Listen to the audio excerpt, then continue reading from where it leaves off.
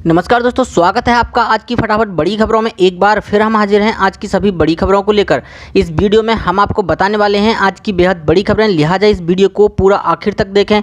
इसलिए दोस्तों इस वीडियो को लाइक और शेयर भी जरूर कर दें। आज की बड़ी खबरों में हम आपको बताएंगे, जी हाँ दोस्तों, सुप्रीम कोर्ट ने हिंदू अविभाजित परिवार की संपत्तियों में बेटियों के पक्ष में फैसला सुनाया है। जस्टिस अरुण मिश्रा की अध्यक्षता वाली बेंच ने कहा है कि 9 सितंबर 2005 के संशोधन के बाद बेटी का भी संपत्ति पर हिस्सा होगा, भले ही संशोधन के बाद समय पिता जीवित था या नहीं। कोर्ट ने कहा कि बेटियां जीवन भर के लिए होती हैं और एक बार जो बेटी होती है वह हमेशा बेटी ही रहती है। उल्लेखनीय है कि साल 2005 से पहले हिंदू उत्तराधिकार कानून में बेटियों को शादी से पहले तक ही हिंदू अविभाजित परिवार का हिस्सा माना जाता था, लेकिन 2005 में संशोधन के बाद बेटी की शादी होने के बाद भी संपत्ति में समान उत्तराधिकारी माना गया है। यानी बेटी की शादी होने के बाद भी वह पिता की संपत्ति में अपना दावा कर सकती है और हिस्सा ले सकती है। साथ ही बढ़ते हैं आज की एक और बड़ी खबर की ओर। यात्री ट्रेनों को लेकर बड़ा फैसला, मोदी सरकार ने किया ये बड़ा ऐलान। कोरोना काल में देश भर में सिर्फ कुछ विशेष ट्रेनों के परिचालने की अनुमति है, जबकि अभी भी नियमित यात्री ट्रेनों पर प्रतिबंध जारी है। भारतीय रेलवे की तरफ से जून में ऐलान किया गया था कि 12 अगस्त तक नियमित यात्री ट्रेनें नहीं चलाई जाएंगी। अब भारत सरकार ने इस फैसले को और आगे तक बढ़ा दिया है। केंद्र की तरफ से जारी एक बयान में बताया गया है कि कोविड-19 मामलों के प्रसार के चलते नियमित यात्री और उपनगरीय ट्रेन सेवाएं निलंबित रहेंगी। हालांकि वर्तमान में चलाई जा रही 250 कोरोना स्पेशल ट्रेनों का परिचालन पहले की तरह ही जारी रहेगा। वहीं देश में सबसे बड़े कोरोना प्रभावित राज्य महाराष्ट्र के मुंबई में लोकल ट्रेनों को चलाने के लिए मोदी सरकार ने कहा है कि केवल राज्य सरकार की आवश्यकता के अनुसार ही मुंबई में सीमित लोकल ट्रेनें चलती रहेंगी।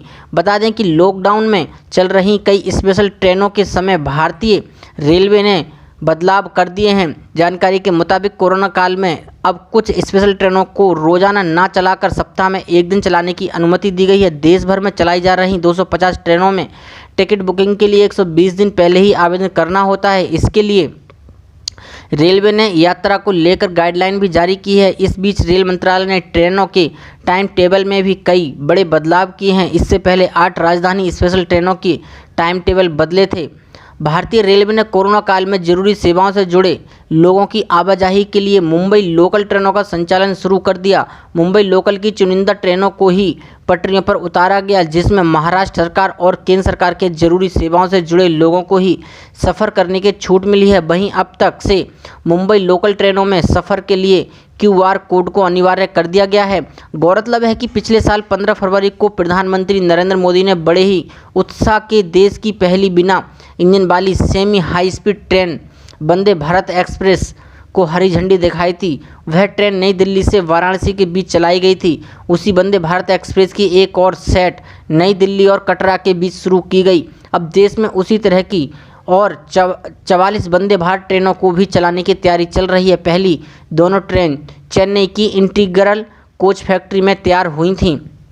हाल ही में चीन की सरकारी कंपनी CRC कॉरपोरेशन रेलवे के in semi high speed train 18 project के ग्लोबल टेंडर के लिए बोली लगाने वाली अकेली विदेशी कंपनी बनकर उभरी थी। यह कंपनी गुरुग्राम की एक कंपनी के साथ जॉइंट वेंचर में CRC Pioneer electric India private limited के नाम से बोली प्रक्रिया में उतारी थी, लेकिन लगता है कि चीन के खिलाफ माहौल के चलते इस कंपनी को इस प्रक्रिया से अलग होना पड़ेगा। यह कंपनी 44 वंदे भारत ट्रेनों के प्रोपल्शन सिस्टम, ट्रेन को चलाने वाले सिस्टम या इलेक्ट्रिक ट्रैक्शन किट्स के लिए बोली लगाने वाली 6 कंपनियों में से एक है। साथ ही बढ़ते हैं आज की एक और बड़ी खबर की ओर। वाहन चालकों को बड़ा झटका, पेट्रोल डीजल खरीदने की लिमिट हुई तय। जाने बाइक और कार के लिए क्या है नियम। राज्य की सरकार ने मंगलवार को ईंधन की तादाद प्रति वाहन तय कर दी है। अब प्रदेश में स्कूटर में केवल 3 लीटर और कार में 10 लीटर ही पेट्रोल डीजल भरवाया जा सकेगा। मीडिया रिपोर्ट्स के अनुसार कोविड-19 की वजह से कई स्थानों पर लॉकडाउन लगा हुआ है। मामला मिजोरम राज्य का है। फ्यूल टैंक समय पर नहीं पहुंच पा रहे हैं, जिसकी वजह से वहां पर पेट्रोल डीजल की कमी हो गई है। ऐसे में सरकार ने फ्यूल राशनिंग का फैसला लिया है। इस निर्णय के बाद मिजोरम की राजधानी आइजोल में पेट्रोल पंप पर लंबी लाइन लग गई है। अफसरों ने बताया कि आदेश के मुताबिक स्कूटरों के लिए 3 लीटर, अन्य दोपहिया वाहनों के लिए 5 लीटर, हल्के मोटर वाहन यानी कार के लिए 10 litre, maxi cabs, mini truck, Gypsy के लिए 20 लीटर की अनुमति है। वहीं ट्रक और बस के लिए 100 लीटर की इजाज़त दी गई है। इसके अलावा पेट्रोल पंप पर गैलन और अन्य किसी भी सामान में ईंधन लेन देन पर रोक लगा दी गई है। साथ ही बढ़ते हैं आज की एक और बड़ी खबर की ओर। दिल्ली सरकार ने शिक्षकों की सैलरी के लिए एनडीएमसी को जारी किए 98.35 करोड़ रुपए। दिल्ली सरकार ने उत्तरी नगर निगम को 98.35 लाख करोड़ रुपए शिक्षकों की सैलरी के लिए जारी किया है। इसकी जानकारी मंगलवार को दिल्ली सरकार ने हाई कोर्ट को दी। सरकार ने बताया कि ये रुपये 9,000 शिक्षकों की जुलाई और अगस्त महीने की सैलरी के लिए जारी किया गया है। दिल्ली सरकार ने कोर्ट में ये भी कहा कि उसने उत्तरी नगर निगम को 1,807.10 लाख रुपए जारी करने की अनुमति दी है ताकि शिक्षकों के वेतन का भुगतान किया जा सके। कोर्ट ने कहा कि नगर निगम ये सुनिश्चित करे कि शिक्षकों को वेतन जल्द से जल्द दिया जाए। इससे पहले अदालत को एनडीआरसी की तरफ से पहले सूचित किया गया था कि उसने मार्च तक निगम से जुड़े सभी 9,000 शिक्षकों को वेतन का भुगतान किया था। इससे पहले दिल्ली हाई कोर्ट ने कहा था कि शिक्षकों को कोरोना महामारी की ड्यूटी पर तैनात किया गया है और वे कोरोना योद्धा के समान हैं। इसके बावजूद भी मार्च माह से उनका वेतन नहीं दिया जाना अफसोस जैसी स्थिति बयां करता है। न्यायमूर्ति हिमा कोहली व न्यायमूर्ति एस प्रसाद की पीठ ने रिकॉर्ड पर लिया कि शिक्षक ही नहीं, उत्तरी नगर निगम के सफाई कर्मचारियों और डॉक्टरों को भी उनका बकाया भुगतान नहीं किया गया है। 18 जून को दिल्ली हाई कोर्ट ने एनडीएमसी को 1 सप्ताह के अंदर वेतन जारी करने का आदेश दिया था।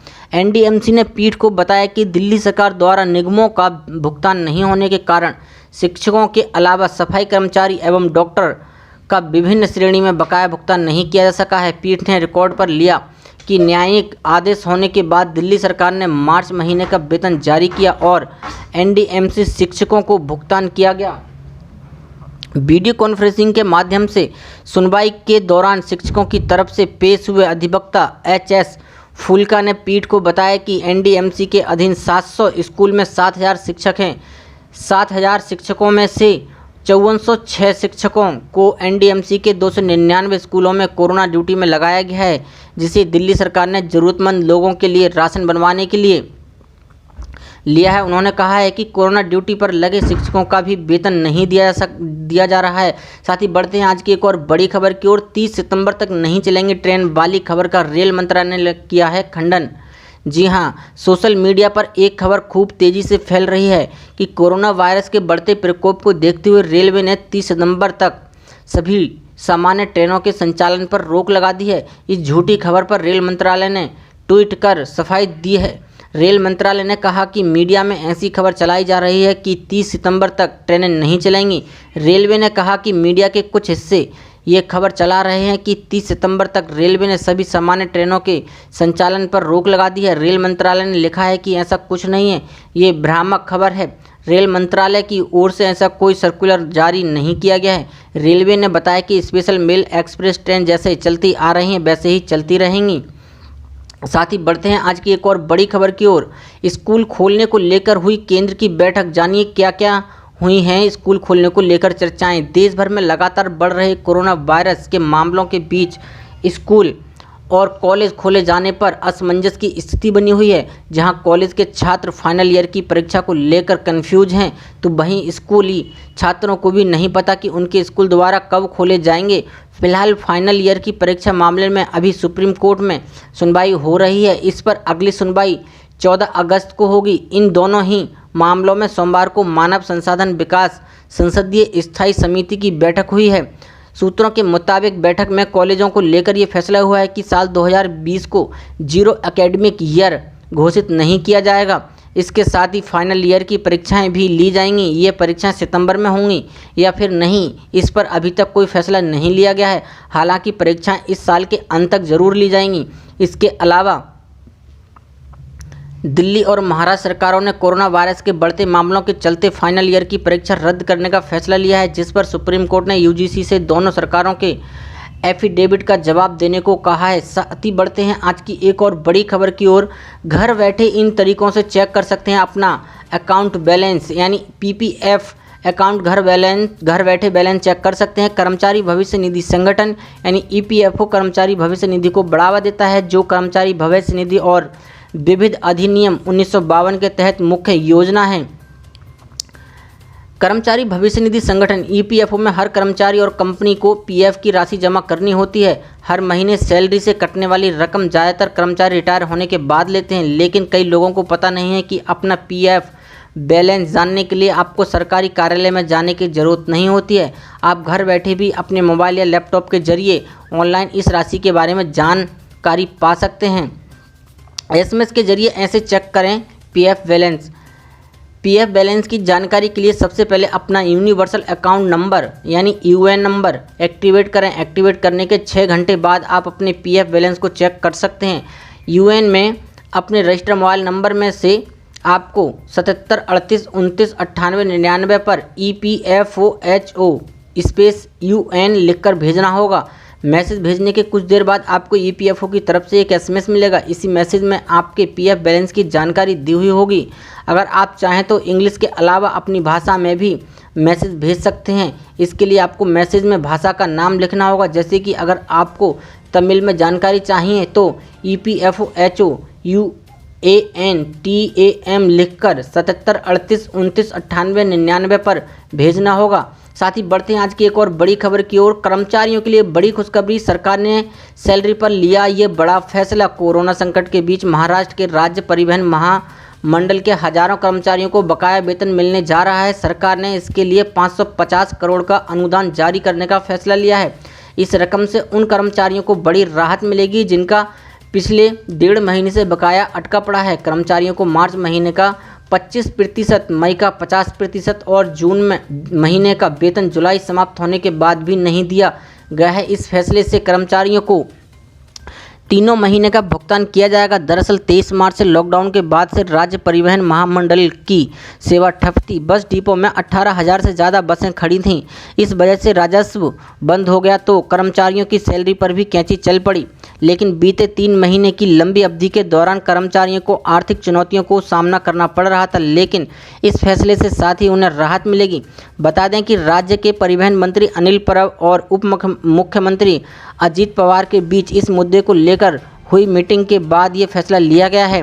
कोरोना संकट के चलते राज्य सरकारों के राजस्व में कमी देखने को मिली है। इस वजह से राज्य सरकारें अपने कर्मचारियों के भत्तों और सैलरी में कटौती के फैसले ले चुकी है। वहीं कई विभागों में कर्मचारियों के वेतन अटके हुए हैं, जिसके भुगतान की लगातार मांग की जा रही है। ऐसी बड़ी खबरों को देखने के लिए हमारे चैनल को सब्सक्राइब करें और वीडियो को लाइक शेयर जरूर करें। धन्यवाद।